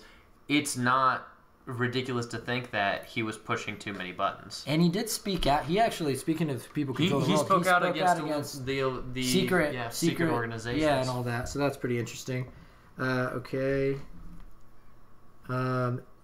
Area 51, alien. Not just the aliens exist, because I believe aliens can exist, but Yeah. just aliens have visited Earth. I don't know about Area 51, but like Roswell and a couple other of the events, like I've watched a lot of like documentaries on it, not from people who are like trying to prove it, but people who are just going analytical like kind of. what happened in the newspapers, what interviews took place, and just compares the interviews, and it seems plausible to me. Okay.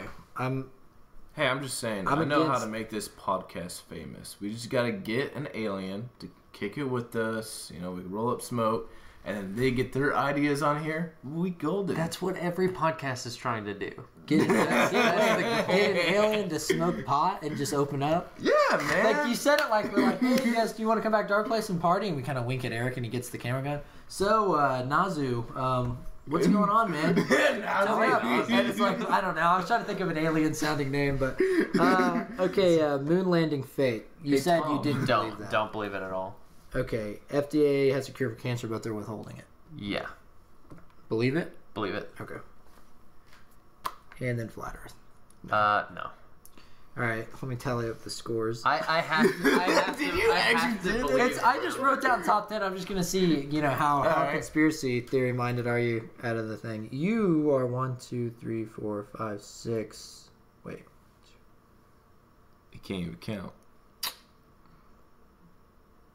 Well, I want to count Dome Earth almost because it almost counts, but you're basically 7. You didn't have it on the list? I would actually say Dome Earth is Makes more sense than flat Earth or more conspiracy? More conspiracy than flat Earth. Like, I have a harder time wrapping my mind around Dome Earth than flat Earth, no offense. Like, that's why I was asking so many questions, is because I just don't get, like, well, the reason, a hemisphere. like the thing is I don't know the math, but the math that I looked up, it's not supposed to be possible for you be able to see a ship at a certain amount of area on an ocean that's going away from you.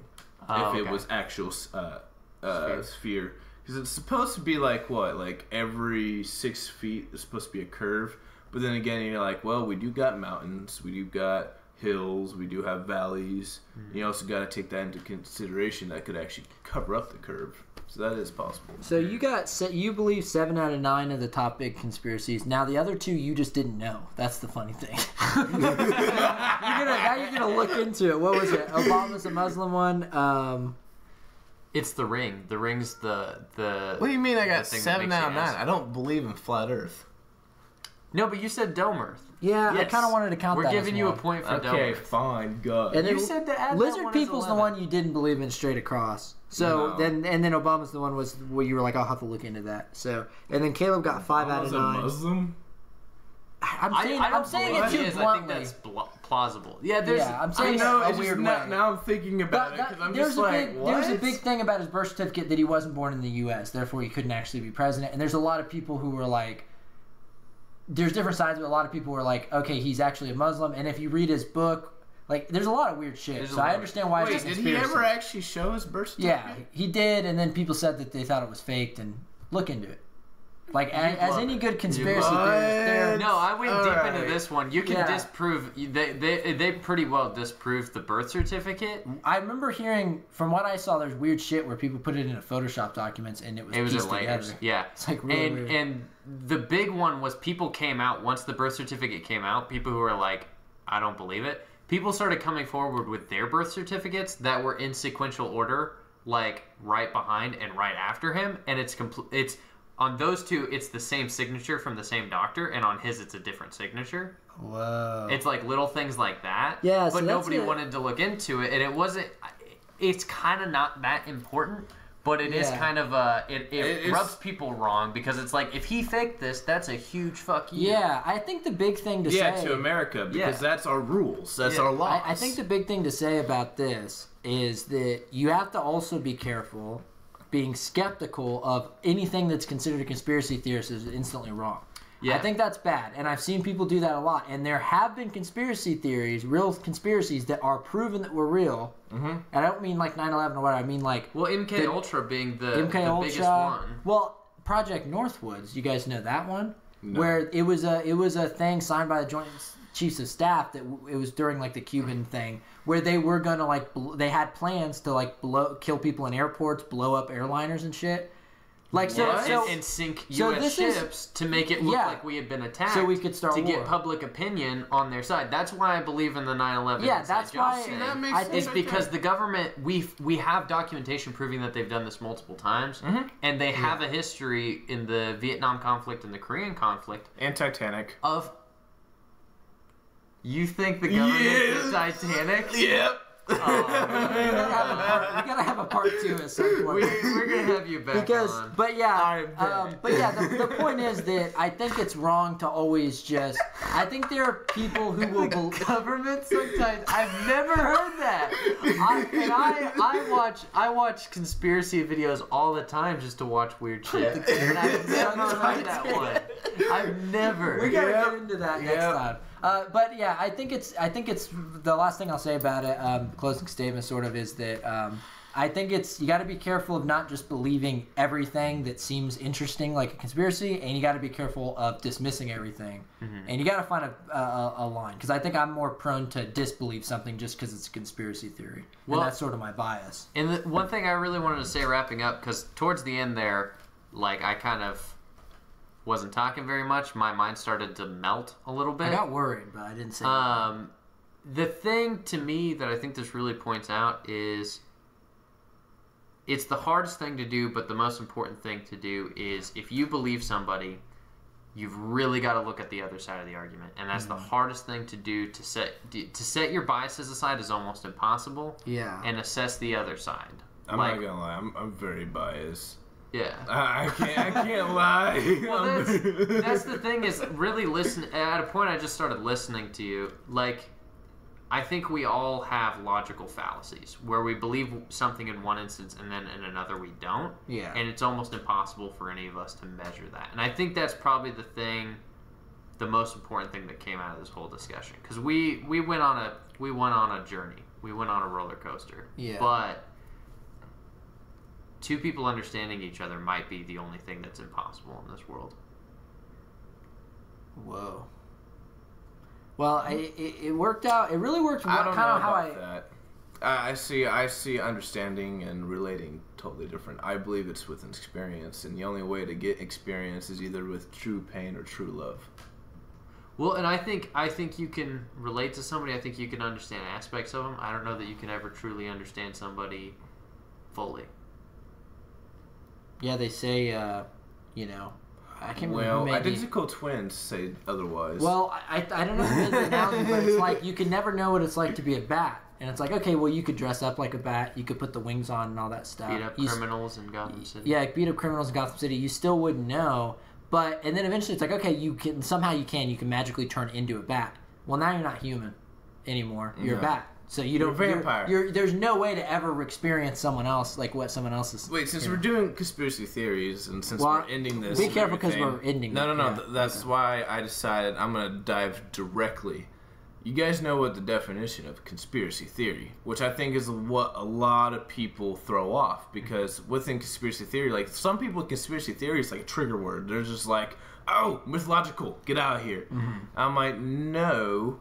Conspiracy is just having a single idea against your own government, and a theory is to be able to study upon that and just create to continue on. Yeah. Like a theorist is someone who creates the ideas. Well, because even 9/11, if it happened the way it was said to have happened, was still a conspiracy. Yeah, because it's against the government. Yeah. Well, not even just against government, just I see what you're saying. It's legitimately like targeting government, saying you killed our people.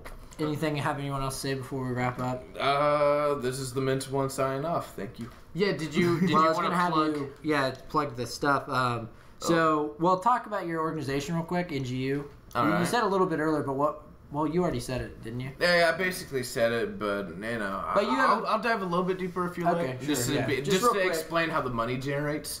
Okay, so basically, kind of like how like this podcast, you just listen, you learn, and everything. Well, for us, we create content to make you laugh. So like our videos, our music, on our Facebook, our YouTube, etc., etc.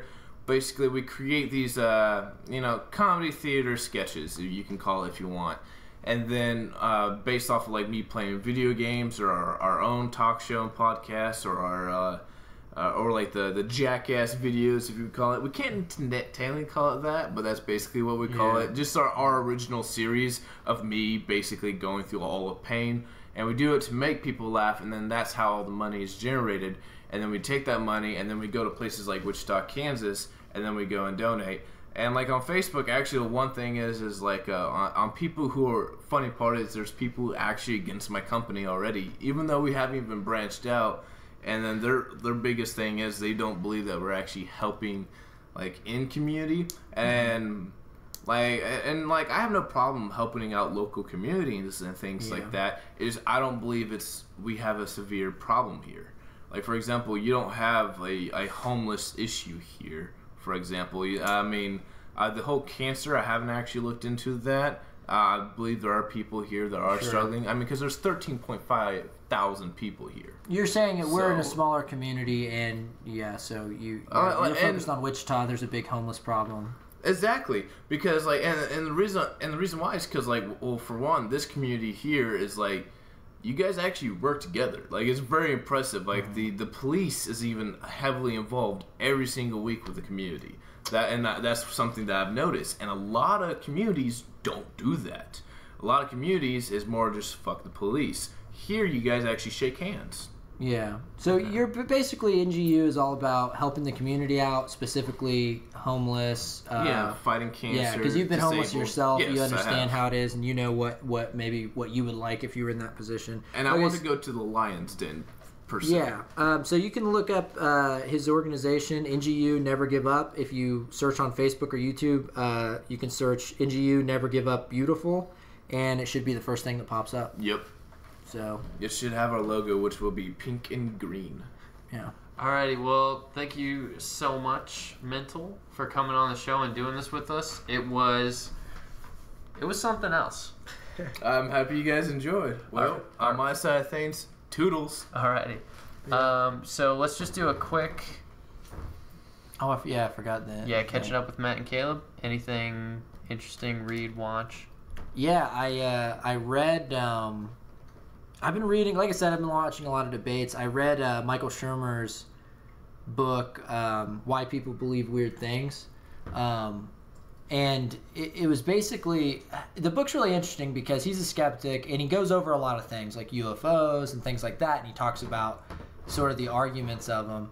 But he also, the thing that I like about it is he literally explains sort of through evolution or just biology why we're prone to believe things. And I remember a couple weeks ago or whatever on the podcast, I quoted as Steven Pinker saying it, but it actually was Michael Shermer. He talks about false positives and false negatives, and he was the one who was talking about the quote of the rustle in the grass. If you were living, 10,000 years ago or whatever, or I guess less than that. It's for our survival. We're more prone to believe that in a false positive which is there's something in the grass even when it's just the wind. That's safer than believing it's just the wind when there's something in the grass. So I would recommend it's called Why People Believe Weird Things, and he really goes over sort of the psychology of why how we recognize patterns and how we recognize faces, and that's why people always see Mother Mary in their toast and things like that. Like, just a lot of ways of how our brain plays tricks on us, and it's not always that rational. But, it's not meant to be rational. It's meant to be, it's meant to survive. So it's definitely, it was definitely an interesting book to read. All right. Anything else? Like, any quick rundowns on anything else interesting? I'm in the middle of reading Carl Sagan's book called The Demon Haunted World. Okay. And one analogy I would say from it, which just I thought was so great, in my little nosedive into skepticism the last couple of weeks, is he was kind of, it's not necessarily directly an analogy of God, but I'm sure that's how it would be taken either way. But he has a chapter called The Dragon in My Garage, and he says, if I told you there's a dragon in my garage, and you go, okay, yeah, let's go see it. You open up the garage, you don't see anything. You go, oh, well, it's an invisible dragon. The person goes, oh, okay, well, you pour flour around the ground, you don't see any footprints or anything. Oh, well, this dragon floats. Okay, well, I can use infrared to see, like, heat and see the heat off of it. Oh, well, this dragon's cold-blooded. Oh, well, what about the fire? The fire, it breathes ice, whatever. And he goes on this thing, and it's like, it gets to the point where it's like, what's the difference between a invisible dragon that you can't touch? Like, basically, every step of the way, there's an explanation for it. There's always an explanation. What's the difference between that dragon and nothing at all? And I really was kind of like a profound thing. I thought that was really interesting. And there's more to it than that, but the chapter just really got me because it's like, well, the difference is the person feels that the dragon's there. And it really got into at the end of it. But lately I've really been looking. It's really tough in a lot of skeptical situations where the goalposts always moved. No matter what you show, you just always move. You just always move the goalpost to the next thing. And I don't know. I think it's really interesting in an exercise in skeptical thinking. So, yeah. Awesome. I kind of, like I said, I've been off the grid kind of for a week on accident, but I did read Ecclesiastes, which even if you're not a religious person or don't care about the Bible, it's a really brief read in the Bible, and I would suggest it just for the if you've ever had an existential crisis, it's probably the best kind of poetic recounting of the ultimate existential crisis of life. Just really cool. It makes you feel understood by a piece of poetry more than anything else. Also, I picked up a book Larry let me borrow called The Other Bible, which I'm really, really eager to crack into, which is just a massive collection of Dead Sea Scroll texts, some Kabbalah texts, Jewish texts that predate the New Testament but aren't canonized anywhere in Scripture. Just all kinds of different. It's got the Book of Enoch. It's got the Infancy Gospel of Thomas, the Gospel of Thomas. All of these, which I've been studying without reading. I've been studying their historical context. Now I basically have a collection of them to read through and get a better grasp. I've been doing this study of what does Christianity, Islam, and Judaism mean historically, and is that maybe more relevant than what it means to us as vain? Everything relates to my spirit. Yeah. So that's something interesting. I'm really looking to dive deep into. Yeah, I've been really wanting to. It's hard to know where to start with the Bible sometimes, but after listening to a lot of Jordan Peterson's lectures on the Bible, which really opened it up to me to be like, oh, there's more to this than I was kind of thinking. I have been interested in kind of rereading certain parts, but I might have to just check out Ecclesiastes. Yeah, that's the thing. I think it's going to happen in our generation. There's going to be a small movement. Here's Caleb's prediction corner. I seem to do this a lot. I think sometime in our generation there's going to be a real move towards meaning without enforced meaning. I feel like we have this kind of postmodern everything's irreverent, be irreverent of everything, and we're just starting to slip into, but maybe there's meaning under all the things we destroyed. And I think for me, something I've noticed a lot with Christians is just the meaning that the Bible and religion holds for them is the meaning they were told it should have. And then it didn't work. If you destroy that and then come back to it, maybe it has a completely different logical, practical meaning, a historical reason to read this thing and learn something about man's struggles with his morals. Yeah. But anyways, I guess that's probably it for this week, huh? Yeah, I think so. All right, well, thanks for listening to this extra... Now on Spotify. Yeah, we're on Spotify, so we should be easier to access than ever. Yeah, thanks for listening, everybody. We'll see you next week. Later. Bye.